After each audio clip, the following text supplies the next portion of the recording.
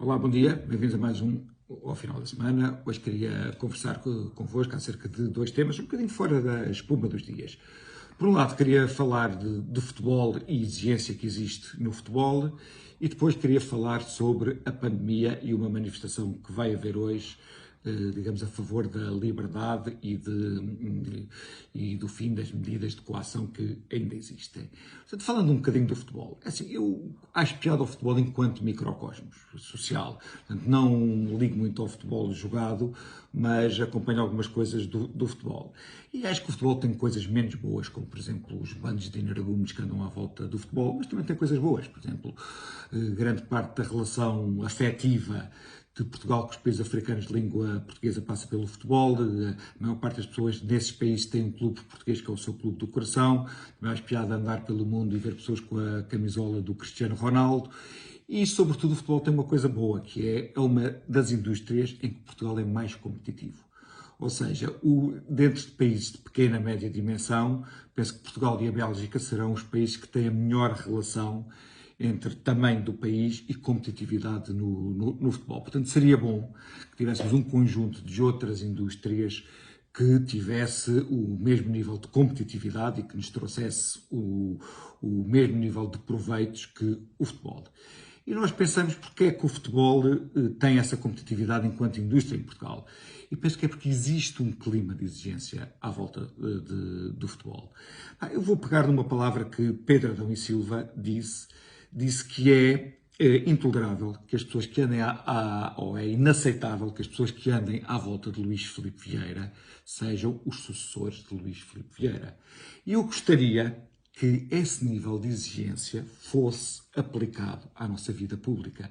Porque o mesmo Pedro Adão e Silva que diz isso é o mesmo Pedro Adão e Silva que acha normal que as pessoas que andaram ao lado de Sócrates sejam os sucessores de Sócrates no comando do país.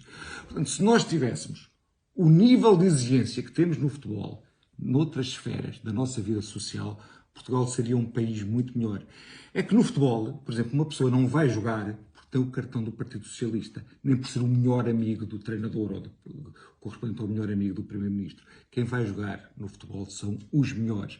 Por isso é que Portugal, no futebol, tem uma performance que é relativamente boa.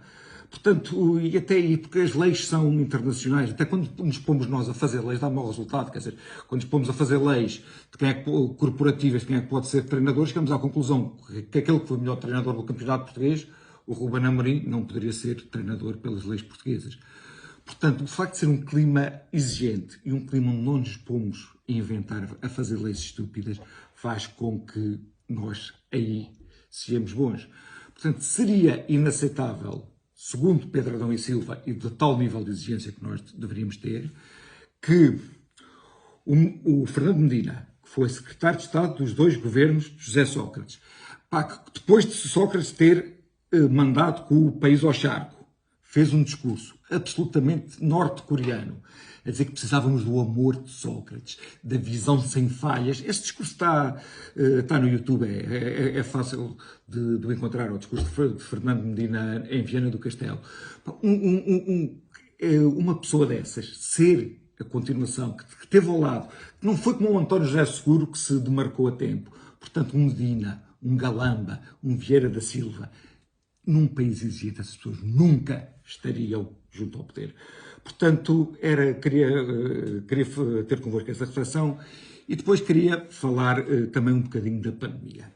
É assim, hoje, às 3h30 da tarde, junto ao Palácio de Belém, vai haver uma manifestação de pessoas que são a favor digamos, do fim das medidas, estou a dizer chamado de coação, mas se calhar falta-me um termo melhor, portanto, que limitem a nossa liberdade durante a pandemia. E eu, de uma forma global, tenho simpatia por essa ação.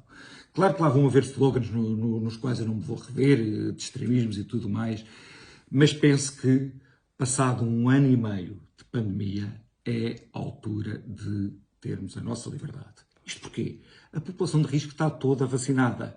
Portanto, atualmente o que temos é uma doença que é muito contagiosa, mas de letalidade baixa nas pessoas que ainda não estão vacinadas.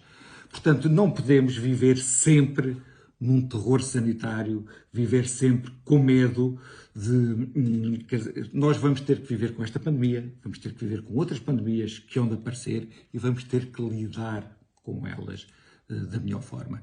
Chegou também outra questão que eu gostaria de pôr aqui, é a questão que diz respeito à vacinação de pessoas muito jovens, pessoas que não se sabe qual é os efeitos que a vacina vai ter a longo prazo e sabe-se que a doença lhes é muito pouco letal.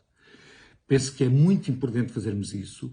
É um bocadinho de gerações mais velhas quererem sacrificar em nome da sua segurança as gerações mais novas, o que penso que em termos éticos não é uma coisa que seja líquido que possamos fazer.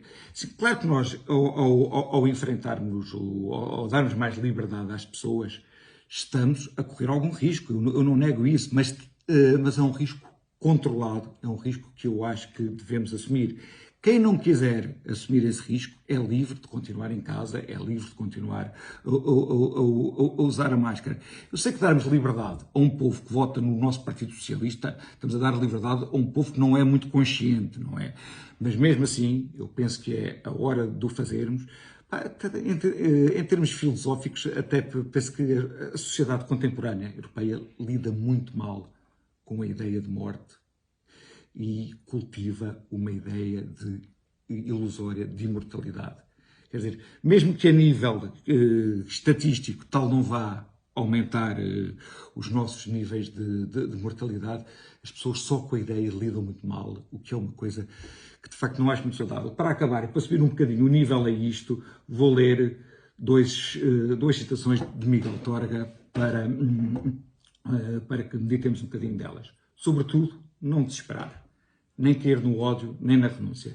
Ser homem no meio de carneiros, ter lógica no meio de sofismas, amar o povo no meio da retórica. Primeira citação. Segunda, é um fenómeno curioso. O país ergue-se indignado, moreja o dia inteiro indignado, come e bebe e diverte indignado, mas não passa disto. Falta-lhe o romantismo cívico da agressão. Somos, socialmente, uma coletividade pacífica de revoltados. E era isto. Até para a semana.